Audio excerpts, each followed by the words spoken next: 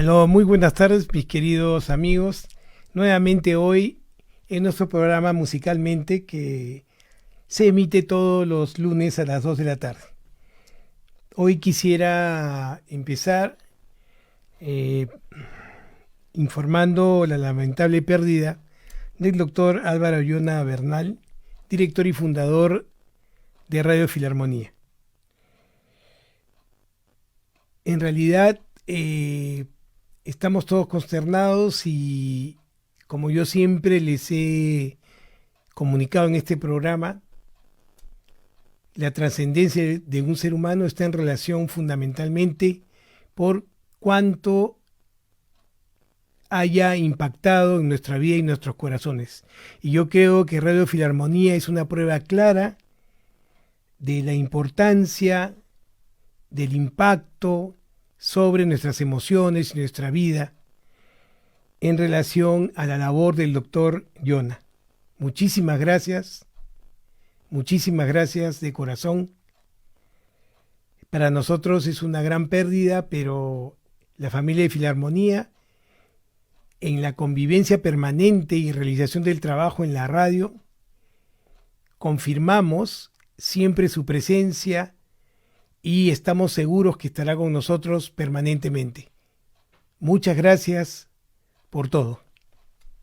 Muy bien, el día de hoy vamos a hablar de un proceso que es sumamente frecuente y que probablemente en algún momento ustedes lo hayan sentido y otros sigan pasando por esta tortura, este suplicio. ¿Qué significa el sufrir de síndrome de piernas inquietas? Este es un problema peculiar, ¿no? Cuando nosotros recibimos pacientes en la consulta con este síndrome de piernas inquietas, usualmente tienen muchísimas dificultades para poder describir la sensación, ¿no? Porque, a diferencia de lo que uno pudiera pensar, el síndrome de piernas inquietas, la molestia del síndrome de piernas inquietas no se siente en la piel, se siente dentro de la piel, ¿no es cierto? Como si estuviera dentro de las piernas. Y es una inquietud que genera mucha molestia y, como les digo, es muy difícil de describir. Claramente es desagradable. Y se presenta en momentos en que justamente estamos buscando el descansar, estamos buscando el estar en reposo, estamos buscando de alguna forma poder a través de el descanso recuperarnos de la fatiga, de las actividades de la vida cotidiana. Usualmente el síndrome de piernas inquietas se presenta cuando estamos en reposo, cuando queremos dormir. Por eso es que es mucho más frecuente en la tarde y al entrar la noche. ¿Se imaginan? Justo cuando queremos descansar, justo cuando queremos reposar, justo cuando queremos tener una licencia para poder estar tranquilos y pensar en lo que hemos hecho durante el día y qué sería conveniente realizar al día siguiente, es que este síndrome molesto se presenta y no nos deja tranquilos. Lógicamente hay una necesidad de mover las piernas y generalmente cuando movemos las piernas esta molestia disminuye momentáneamente, pero después se vuelve a presentar. Hoy entonces vamos a hablar del síndrome de piernas inquietas. Ya saben, siempre estamos pendientes a sus llamadas al 512-6161 y por supuesto a aquellos que prefieran preguntarnos a través del Facebook y que nos acompañan a través del Facebook. Estamos entonces en nuestro programa Musicalmente Radio Filarmonía. El tema de hoy es síndromes de piernas inquietas. El síndrome de piernas inquietas también es conocido como enfermedad de Willis-Ekman. Es una afección que causa, como les decía, una necesidad incontrolable de mover las piernas, generalmente debido a una sensación de incomodidad. Suele ocurrir por la tarde o noche, cuando estás sentado o recostado. Y este movimiento, como les decía, alivia temporalmente la sensación desagradable y la necesidad de tener que mover las piernas.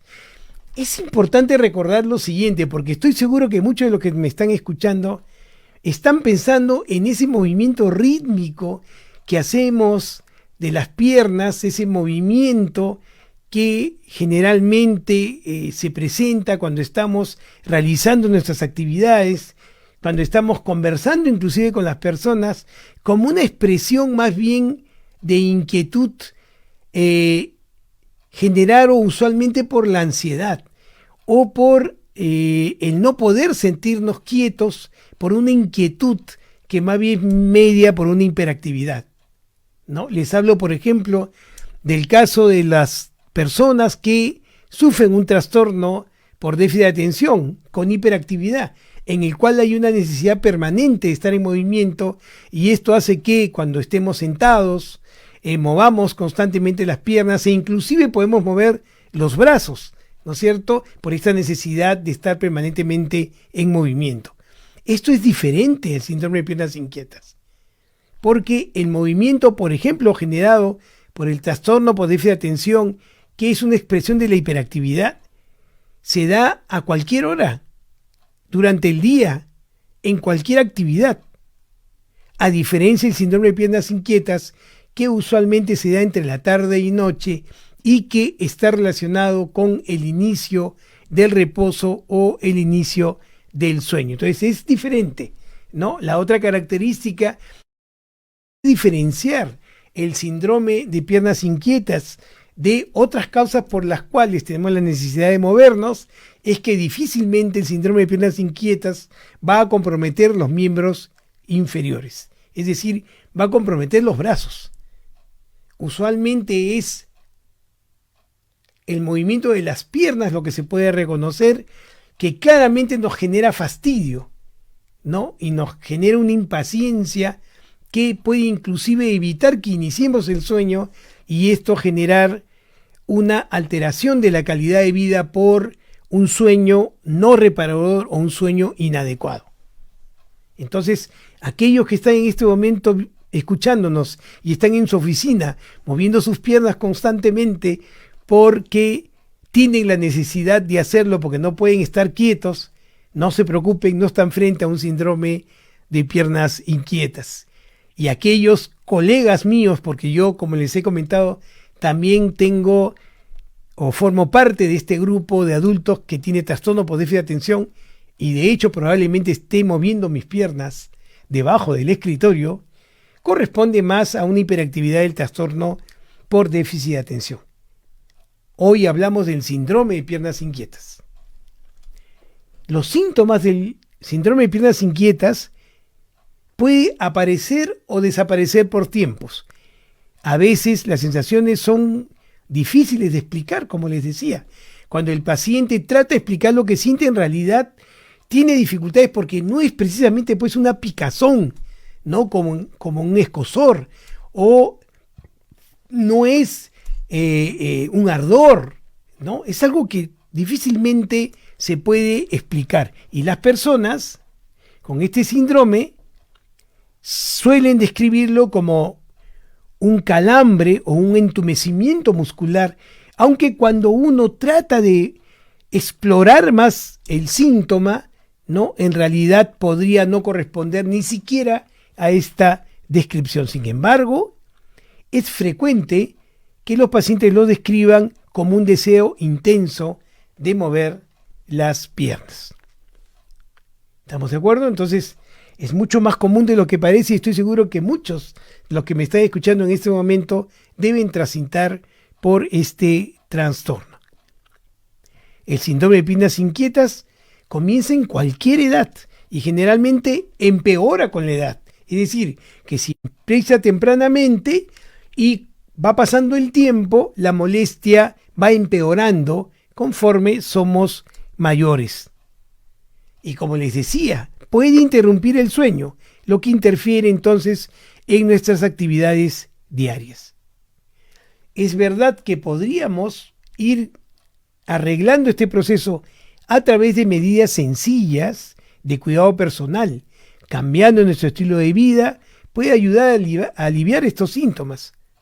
Y en este caso, a diferencia del movimiento de piernas, que como les comentaba, se puede centrar en el déficit de atención, muchas veces en el síndrome de piernas inquietas es necesario el uso de fármacos que estén en relación justamente con la regulación del movimiento, que nos va a permitir poder aliviar estos síntomas si es que son muy intensos y es que efectivamente generen una alteración en la calidad de vida.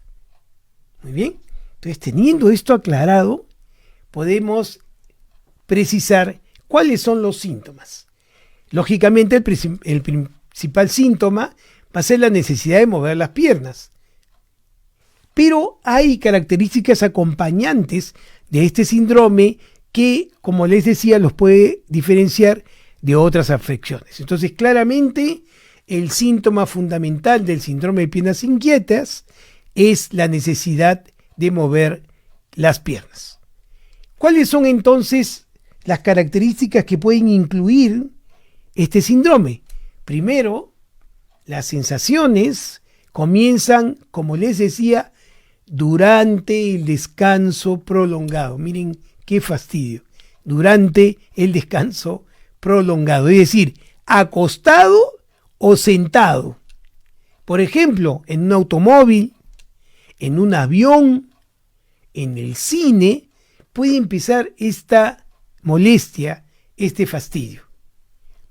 Las sensaciones, en segundo lugar, se alivian con el movimiento, como estirar las piernas, por ejemplo, o sacudirlas, o patear bruscamente, o caminar. Pueden ser procesos que alivien la sensación, pero como les había comentado, este alivio va a ser más bien momentáneo, porque luego tiende a recurrir. El síndrome de piernas inquietas, en tercer lugar, va a caracterizarse porque se asocia con algunas afecciones, como por ejemplo una afección común llamada movimiento periódico de las extremidades, que será durante el sueño, que hace que uno mueva las piernas y patee posiblemente durante la noche mientras uno duerme, ¿no? Puede coexistir con este síndrome, pero como les digo, el síndrome de piernas inquietas se caracteriza porque se va a presentar en el reposo fundamentalmente o al iniciar el sueño. Entonces, la gente suele describir los síntomas del síndrome de las piernas inquietas como sensaciones muy intensas y desagradables en las piernas y o en los pies.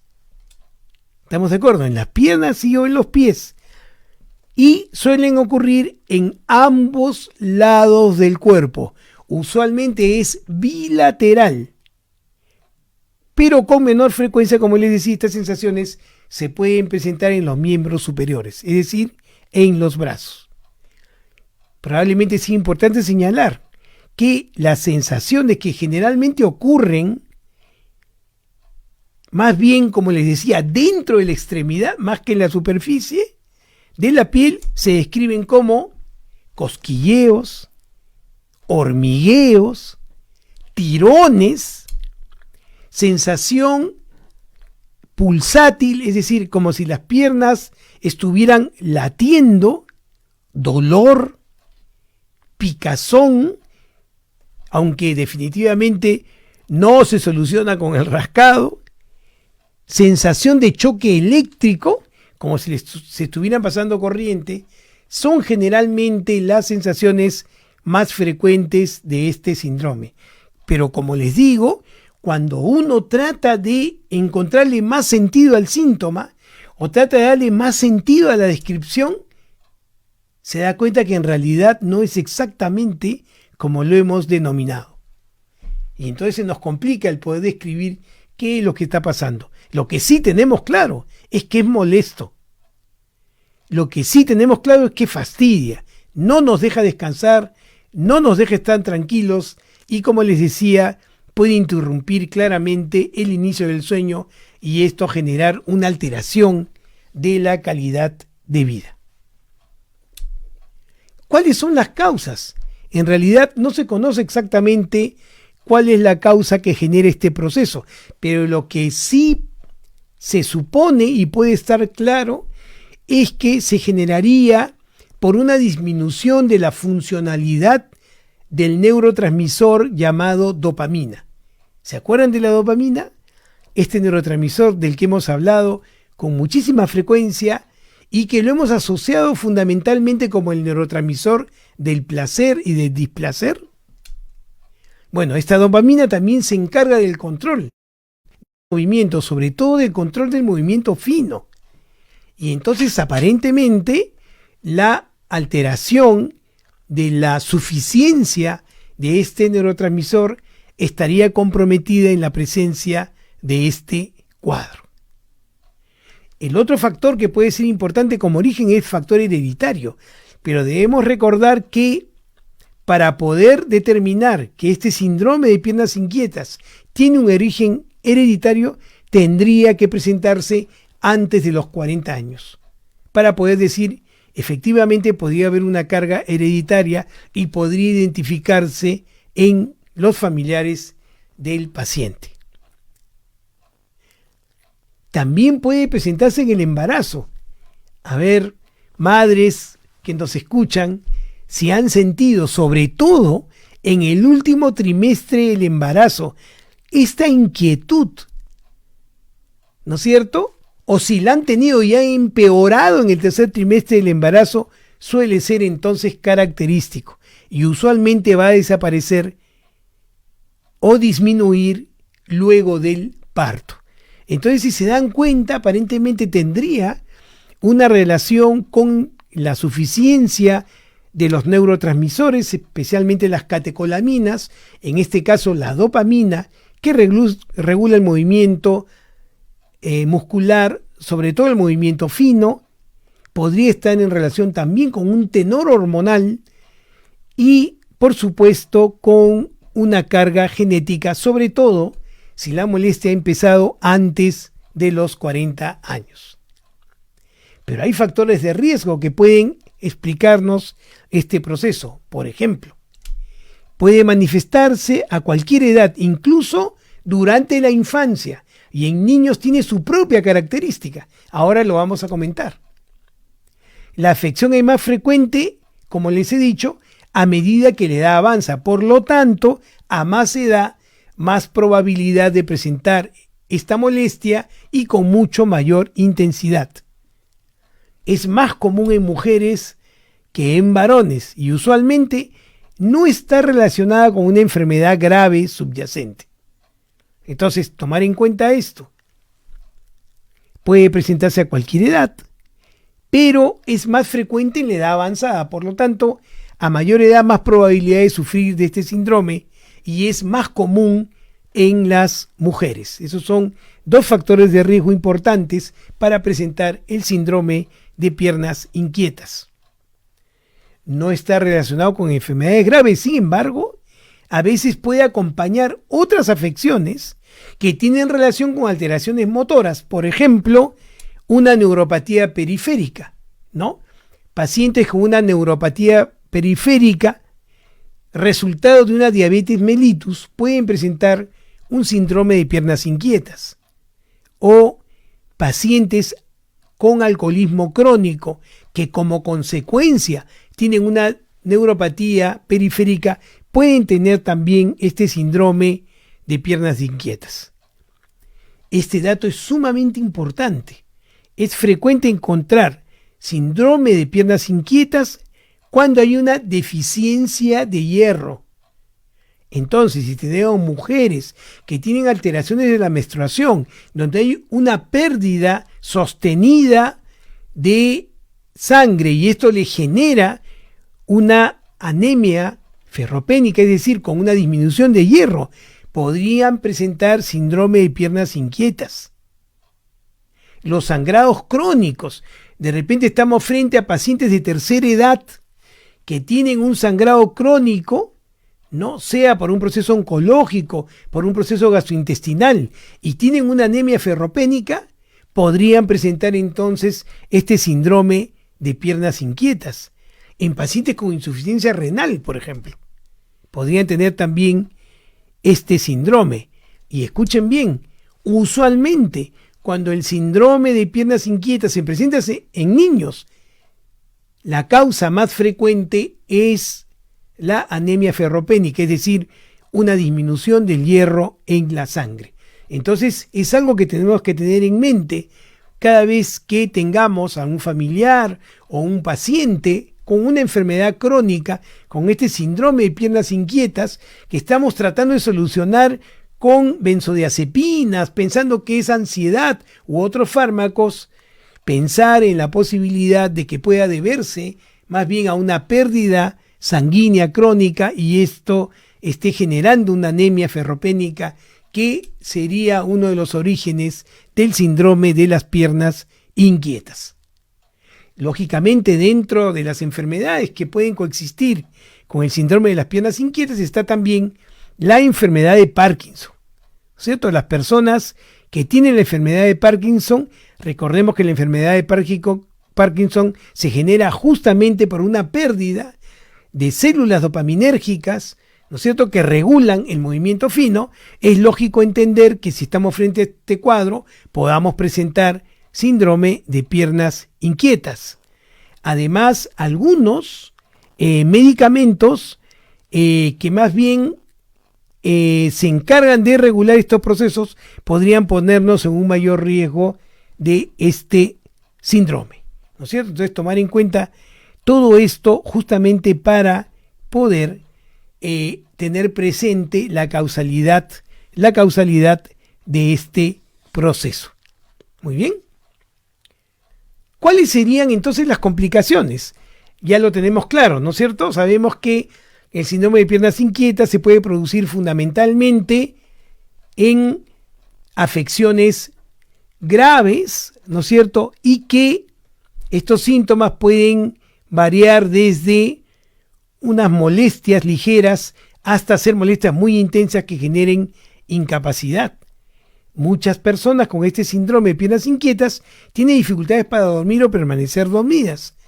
Entonces, cuando el síndrome de piernas inquietas es grave, ¿no es cierto?, puede causar un notable deterioro de la calidad de vida y provocar depresión. ¿Se imaginan?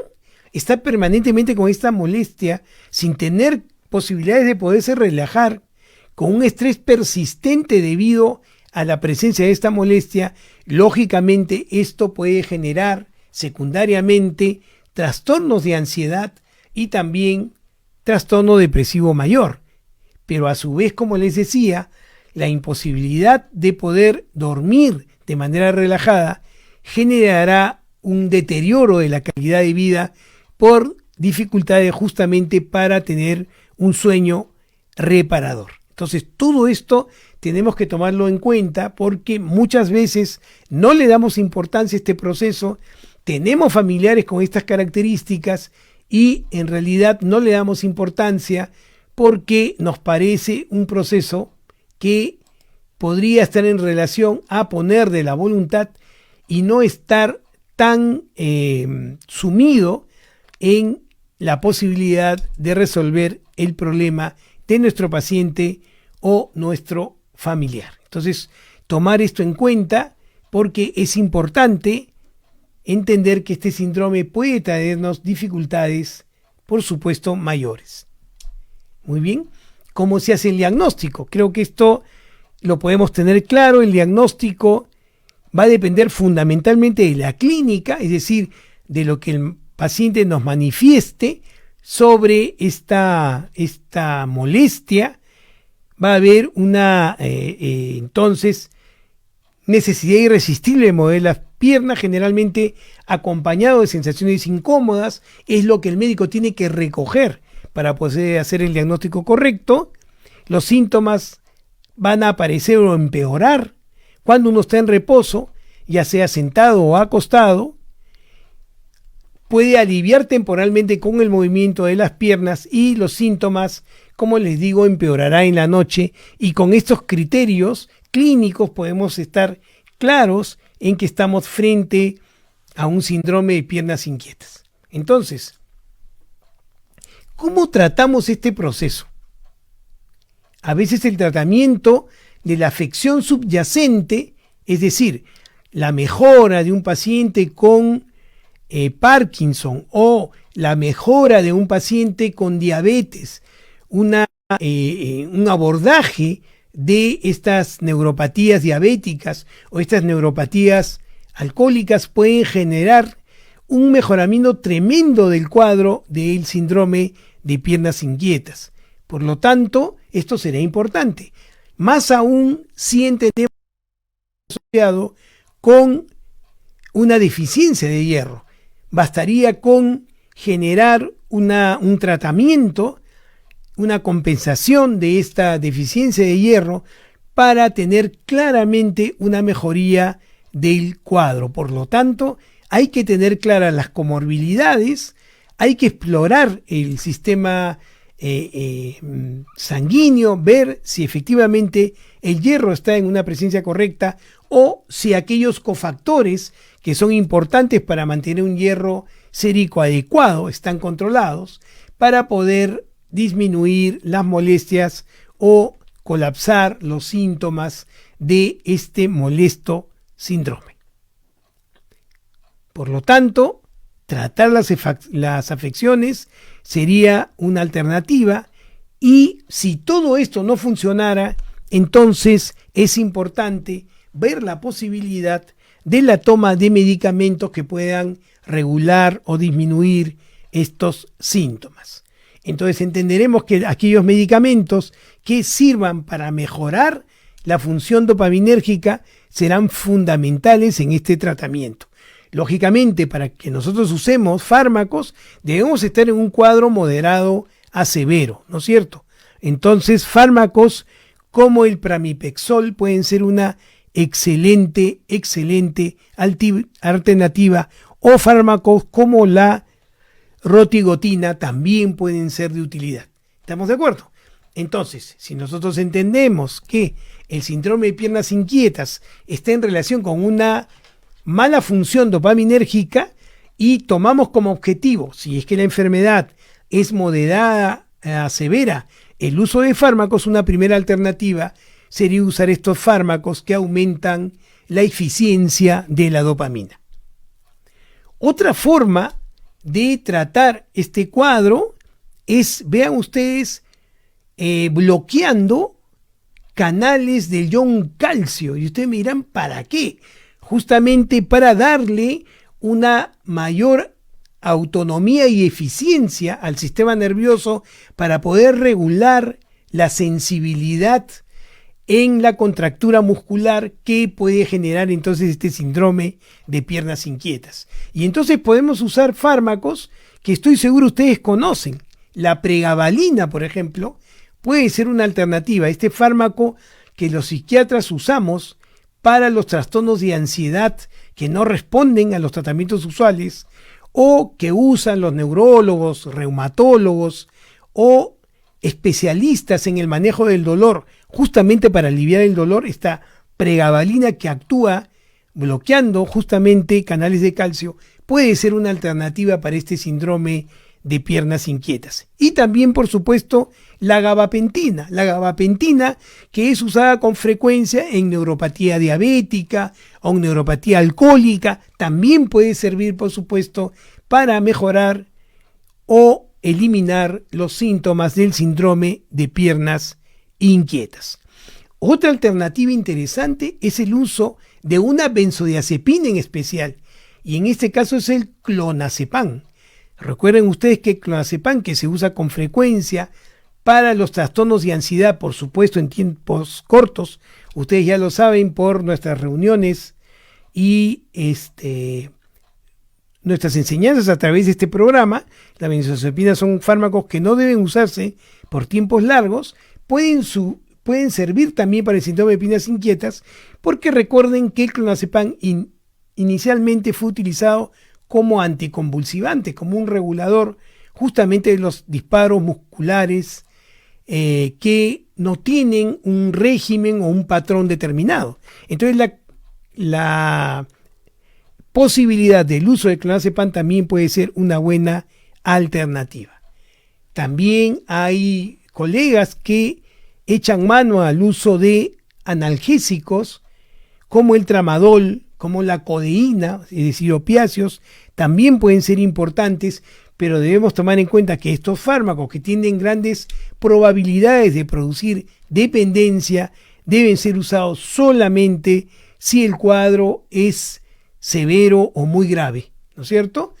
Si estamos frente a un cuadro moderado a severo o con una gravedad muy intensa, entonces nos veremos forzados al uso de estos fármacos como los opioides, si es que definitivamente no han sido regulados con otros fármacos como la gabapentina, la pregabalina o fármacos dopaminérgicos. Muy bien. Disculpen. Entonces, les había dicho, este cuadro también se podría presentar en niños, ¿no? Y a veces los niños son corregidos por estos movimientos como si fuera un problema conductual. Pero en realidad, como les decía, el síndrome de piernas inquietas también se puede presentar en los niños. Por lo tanto, a tomar en cuenta esta posibilidad. A veces los niños pueden manifestar que tienen ganas de patear o mover las piernas porque se sienten incómodos, ¿no? Y uno, en vez de poner atención a lo que dice el niño, dicen, cállese de boca, estése usted ahí tranquilo, ¿qué le pasa? No, siempre tiene que estar moviéndose, ¿no? ¡Qué malcriado! Y en realidad podría ser portador de un síndrome de piernas inquietas, ¿no? Los estudios han demostrado, vean ustedes, que 1 de cada 50 niños tiene esta enfermedad. Y como comprenderán, esta molestia puede evitar que un niño se duerma y que durante el día esté frecuentemente con problemas de atención y concentración porque no puede dejar de mover las piernas. Y entonces estos niños pueden ser diagnosticados con trastorno por déficit de atención, con hiperactividad o hiperactividad. Pero en realidad podrían tener como característica este síndrome y se nos va a pasar por alto porque lógicamente si el niño está en constante movimiento de sus piernas no va a poder atender. Y entonces los padres que son tan preocupados, y entiendo por qué, del rendimiento escolar, no van a poner atención a este movimiento de las piernas. No van a poner atención al hecho de que el niño tiene dificultades para iniciar el sueño porque no puede dejar de mover las piernas, porque va a tener inquietud, ¿no? Y ustedes van a pensar, como nos pasa muchísimo en la consulta, ¿no? No, lo que pasa es que mi hijo se resiste al sueño, no quiere dormir y pelea contra el sueño. Pero en realidad podría estar pasando por un síndrome de piernas inquietas. Hay que tomar esto en cuenta y tenerlo muy, muy presente. Muy bien. Además, a menudo, como les decía, el síndrome de piernas inquietas en niños puede estar relacionado con bajos niveles de hierro.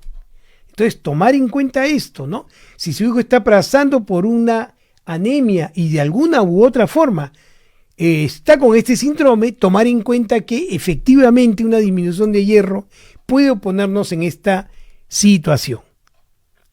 Entonces, tomar en cuenta que en los niños se puede presentar, que puede ser frecuente. Imagínense ustedes 1 de cada 50 y nosotros estar pensando en que más bien nuestro hijo es malcriado y es muy movido y en realidad podría estar pasando por este síndrome. Muy bien, vamos a estar pendientes entonces de sus llamadas. Ya nos pueden llamar al 512-6161 y por supuesto hacer sus preguntas a través del Facebook. Tenemos una primera llamada. Aló, buenas tardes, ¿con quién tengo el gusto? Aló, buenas tardes, mi nombre es Jaime Barrios. ¿Qué tal, Jaime? ¿Cómo estás? ¿En qué te puedo servir? Ay, doctorcito, mira, soy paciente que toma pastillas de psiquiatra. ¿Ya? Las pastillas lo vengo tomando. ¿Se acuerda que la otra vez le llamé? Sí, claro. ¿Cómo estás? Claro, Jaime, sí me acuerdo de tu llamada. Sí, usted me dijo que usted me dijo desde cuándo empieza a tomar las medicaciones. Yo estoy tomando desde el 2016 de octubre. Ajá, ¿ya? Ya, me estoy tomando que es el valproato de 500 miligramos en la mañana y en la noche me tomo el valproato junto con el magnesol. Ya. Y en la mañana tomo primero el valproato junto con la Suprevide. Ya. Y en la noche ¿Con cuál? tomo ¿Con cuál? ¿Con cuál me dijiste? Suprevide. Provide, ¿ya? No, perdón, fluoxetina lo tomo en la mañana. A ver. A ver, escúchame. Ordénate un poquito, no te apures, ¿ya? Dime, repíteme por favor. Ya, le explico despacito ya.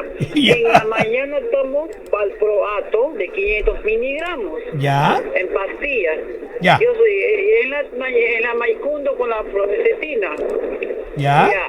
En la noche tomo la Suprevide con el valproato que es de 500 miligramos y la Suprevide de 200 miligramos. Ya. Y junto con el magnesol. Ya, y me hace muy bien la pastilla, me calma los nervios, pero Perfecto. hay momentos que tengo ganas de agredir, tengo ganas de gritar, de alterarme. Ya. Y a veces, años atrás, 2 años atrás, me resultaron la risperidona, tomé una. Risperidona. Mi cuerpo se comenzó a tambalear, mi cuerpo Así es, a me dio temblar. mucho sueño. Ya. No, me dio mucho sueño. Dije yo, no lo voy a tomar esa pastilla porque esa pastilla es peligrosa para el corazón. Ya. Entonces, A ver, Jaime, escúchame, ya te entendí. Déjame preguntarte un par de cosas, ¿ya? Ya no veo, le pregunte nada más. Ya, dime una cosa, ¿tu psiquiatra te ve con frecuencia? Mira, yo soy paciente asegurado Ya. del hospital de Lima Norte del Callao Negreiro. Ya. Ya, me llama por teléfono, me atiende una doctora, pero muy linda, muy hermosa. Me atiende una doctora, me ve siempre por teléfono, nada más me atiende. Ya. Consulta, y estoy tomando la pastilla solamente en las mañanas y en las noches. Ya, pero escúchame. Con el magnesol. Escucha, Dime. escúchame, esta hermosa doctora te ha dicho cuál es tu diagnóstico. Tengo trastorno de ansiedad depresiva, tengo retardo mental leve y tengo carnet de CONADIS y lamentablemente he nacido así y estoy Ya. en un colegio. Yo quisiera, doctor, por favor, el valproato junto con el magnesol que tomo, porque yo sé que el magnesol también te regula también los nervios. Ya. Y quisiera, doctor, para reírse, esto que de pie cruzado, porque al Congreso le pica los pies, porque Correcto. para irse a almorzar corriendo. Muchas Ya. gracias, doctorcito, que tengo Ya, mucho Jaime, gusto. gracias por llamar. Mañana que venga su programa, mañana venga su programa. ¿Qué día tiene programa, por favor, doctor? Jaime, solo los lunes, Jaime, un gusto Los escucharte. lunes, uy, qué penita, Sí. ¿por qué no viene sus programas todos los días, lunes a Ya. viernes? Pues? Ya, doctorcito, Ya, gracias. Jaime, un abrazo. Bueno, Jaime nos llamó la vez anterior. Bueno, Jaime tiene un cuadro un poquito más complejo, ¿no? Tiene, como él bien manifiesta, tiene varias comorbilidades. Entonces, yo estoy seguro que la doctora que lo atiende en el seguro con buen criterio va a saber combinar los fármacos de manera adecuada para que él esté bien. Jaime, un abrazo y gracias por llamar. Bueno, ya saben, entonces nos pueden llamar al 512-6161. Déjenme entonces empezar a contestar las preguntas del Facebook. Rosita nos comenta: ¿a qué se debe el movimiento de brazos por unos minutos, no seguido, sino con pausa, durante el sueño nocturno? Lo noté en mi esposo ya hace varios años. Qué buena pregunta. A ver, Rosita, eso puede tener varios orígenes, ¿ya? Me hubiera encantado saber si tu esposo tomaba algún tipo de medicación, porque una de las causas más frecuentes es que la toma de algunos psicofármacos como los antidepresivos, que superficializan el sueño, justo en la segunda mitad del sueño, pueden hacer que el paciente actúe su sueño. Y entonces puede mover los brazos, puede mover las piernas, como tú me lo estás indicando, ¿no? Entonces podría ser una característica dentro de lo que me señalas, ¿no? Hubiera sido interesante saber si efectivamente tu esposo tomaba algún tipo de medicación, ¿no? Lo otro que es importante saber es si de alguna u otra forma tu esposo tenía alguna afección crónica, neuropática, que también podrían explicar estos procesos, ¿no? Es frecuente que pacientes con enfermedades crónicas, ¿no?, en las cuales comprometen el sistema nervioso, sobre todo enfermedades neurodegenerativas, podrían tener también estos movimientos, ¿no? Bueno, en todo caso, habría que tener más claro las características del cuadro. Ojalá, Rosita, que esto te haya ayudado a un poquito entender por lo que pasaba tu esposo. Tenemos otra llamada, a ver. Aló, buenas tardes, ¿con quién tengo el gusto? Sí, buenas, con Paolo. Paolo, cuéntame. Sí, justo en el tema quería comentar si se podía asociar el tema de ahora con algunos efectos que antipsicóticos como efectos Qué buena pregunta. Perfecto. De mayoría baja, no, o sea, de frecuencia baja. Perfecto. No muy alterada. Perfecto. Muchas gracias por tu pregunta, Paolo. Muy buena pregunta. Okay. A ver, Paolo nos pregunta sobre una característica que se puede presentar con el uso de los antipsicóticos, ¿no? Los antipsicóticos son psicofármacos que se usan frecuentemente en el área de la psiquiatría para poder tratar varios trastornos, ¿no? Entre ellos, por supuesto, está la esquizofrenia, pero recuerden ustedes que los antipsicóticos también se pueden tratar para otras afecciones, como el trastorno bipolar, por ejemplo.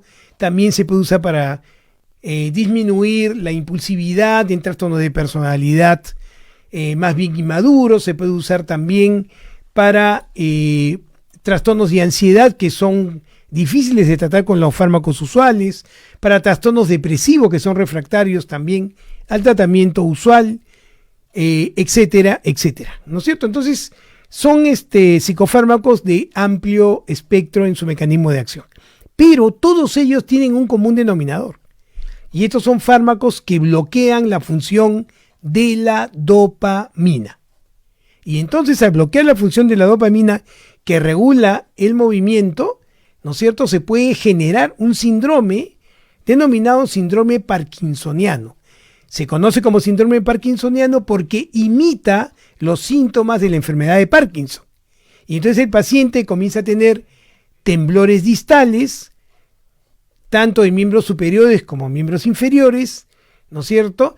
Tiene dificultad para el caminar porque comienza a caminar con pasos muy cortos, ¿no es cierto? Por esta imposibilidad de poder regular el movimiento para el inicio del caminar y el caminar propiamente. Se puede presentar entonces un síndrome denominado síndrome parkinsoniano, donde va a haber justamente este movimiento que señala Paolo también en las piernas. Pero recuerden ustedes que a diferencia del síndrome de piernas inquietas, los síndromes parkinsonianos que pueden producir los antipsicóticos usualmente comprometen miembros superiores y miembros inferiores, en primer lugar.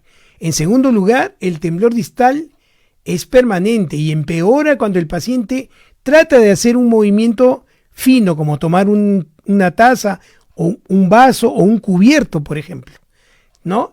Y el paciente muestra estos síntomas con una rigidez generalizada que también es característica y que no se presenta en el síndrome de piernas inquietas. Entonces, los síntomas son muy característicos cuando se presentan como efectos secundarios de estos antipsicóticos. Debemos aclarar que hay antipsicóticos que presentan con más frecuencia este problema y otros con menos frecuencia, ¿no? Y entonces es importante que el paciente que esté tomando este tipo de fármacos le manifieste a su médico tratante la molestia para que éste lo pueda tratar, sea disminuyendo la dosis, modificando el antipsicótico o usando fármacos que disminuyan este molesto efecto colateral. Pero si la causa por la cual el antipsicótico ha sido recetada está presente, el retirar el antipsicótico no es una alternativa, siempre y cuando,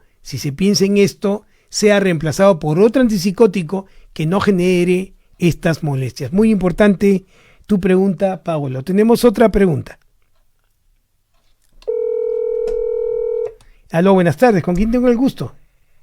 Buenas tardes, ¿Quién, perdón? Cecilia Bernedo. ¿Qué tal, Cecilia? ¿Cómo estás?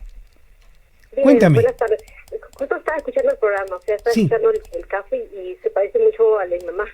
Ajá. Mi mamá es una persona mayor que ya tiene 90 años y ella empezó ya hace como más de un año en las noches a tener una especie de calambre en las piernas, ¿no? Y que le venía casi todos los días. Así de la nada empezó y cada vez sigue empeorando y a tal punto de que tuvimos que internarla porque los dolores eran horribles, porque ella tiene artrosis en la rodilla y el movimiento de las piernas hacía que esto empeorara, o sea, sus piernas, sus rodillas estaban inflamadas mucho, muy inflamadas, entonces tuvimos que internarla para tratar de que encontraran una solución. Hicieron muchas resonancias con contraste, sin contraste, varias cosas, varias pruebas, electromiografías, muchas pruebas y no han encontrado, o sea, no tienen un diagnóstico definido. Dijeron que era especie de parkinsonismo, ¿no? Y de hecho, definitivamente el Madopar, o sea, que es lo que toma principalmente, le ayuda bastante. O sea, encontramos que eso controlaba el movimiento, ¿no? Pero ella tiene como, por lo mismo que mi mamá es hipertensa, pero este Madopar le bajaba la presión alta, pero bastante, o sea, le bajaba 7 la alta. Y no le podíamos dar una cantidad muy grande, le dábamos un cuarto pastilla. Ahora ya estamos dándole media, es cada 4 horas que ella toma este medicamento, pero igual en el día tiene varios episodios. Hasta ahora no hemos podido... Dime, ¿en el día también le molesta? ¿Durante el día? Sí, también durante el día. ¿Tu mamá está postrada o camina? Sí, hace un año que ya no puede caminar. A pesar de que el terapista, o sea, dice de que de sus músculos dice, pero ella debería, pero podría, pero sin embargo, claro. Ella también quiere. Correcto. Se para, pero no tiene las fuerzas en las piernas y no puede, o sea que... Entonces, ahorita estábamos probando con el cannabis. Nos dijeron que también había por ahí había una alternativa, ¿no? Entonces hemos comenzado con dosis bien bajitas de gotas para ver si es que esto le ayuda, ¿no? Dime, ¿y no han intentado con pregabalina o gabapentina? Estuve usando la pregabalina al inicio, ¿no? Estuve usando buen tiempo, luego le cambiaron por la gabapentina. La gabapentina estuvo también yéndole, o sea, bien, solamente de que mi mamá poco tuvo una baja en sodio, pero bastante fuerte. Entonces nos dijeron, tiene que llevarla a la clínica porque si no se le puede dar convulsiones porque estaba muy bajo su sodio, o sea, correcto. A raíz de eso, cortaron la gabapentina. Entiendo perfectamente. Pero dime una cosa, ¿tu mami tiene problemas de circulación? ¿Tiene varices, problemas venosos? Tiene varices. No, pues, claro, probablemente tenga efectivamente un síndrome de piernas inquietas, pero me parece que está más asociado a otros factores, ¿no? Primero, el hecho de estar postrada. Segundo, su problema venoso, que lógicamente puede ser un factor importante, ¿no? La propia artrosis de rodilla puede ser también un proceso que genere estas alteraciones, ¿no? Y puede estar explicando estos movimientos. Dime, ¿solamente son las piernas?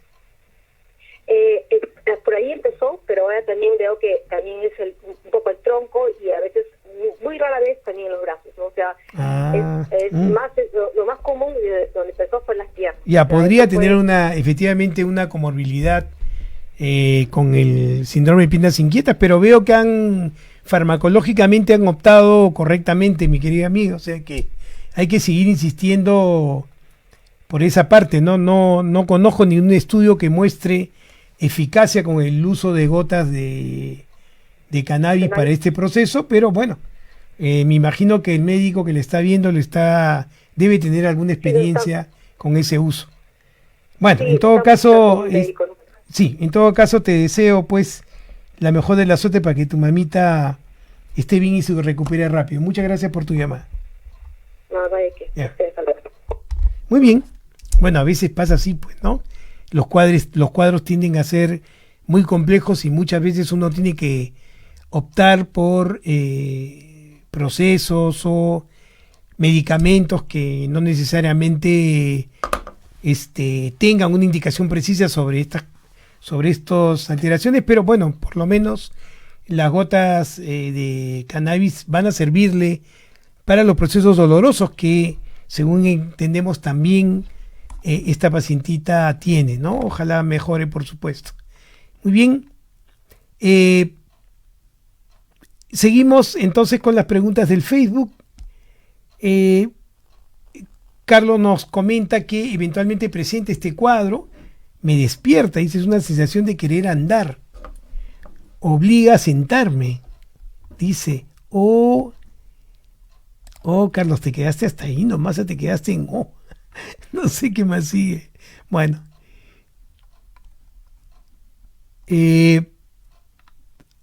nos cuesta Rosita Pereda, estoy escuchando su respuesta y desde que lo noté no tomaba medicación alguna, pero ya hace varios años tiene diagnosticado uveitis. Ya, por artritis reumatoidea, solo usa varias gotas y de cuando en cuando metotrexate. Bueno, claro, el propio proceso reumatoideo, mi querida Rosita, también puede presentar comórbido síndrome de piernas inquietas por el mismo trastorno reumatológico. Entonces habría ahí que ponderar un tratamiento más eficaz para afrontar y disminuir los síntomas de la artritis reumatoidea, aunque sabemos que es una enfermedad neurodegenerativa crónica, ¿no? Pero también considerar la posibilidad de esta comorbilidad. Entonces hay que tomar todo esto en cuenta para estar ubicados. Muy bien, mis queridos oyentes, nuevamente muy agradecidos por estar ahí. Gracias por sus preguntas, gracias por las llamadas telefónicas. Esperamos que esta información, por supuesto, los haya ayudado y les permita tener un mayor conocimiento de aquellas cosas que pueden de alguna u otra forma trastocar sus vidas, hablar de sus familiares, y que esta sea una vitrina que pueda aclarar algunas de sus preguntas y tener una idea más clara de cómo funciona el sistema nervioso, cómo funciona el cerebro. Les mando un agradecimiento por estar ahí, que tengan una linda semana y nos vemos el próximo lunes a las 2 de la tarde. Muchas gracias.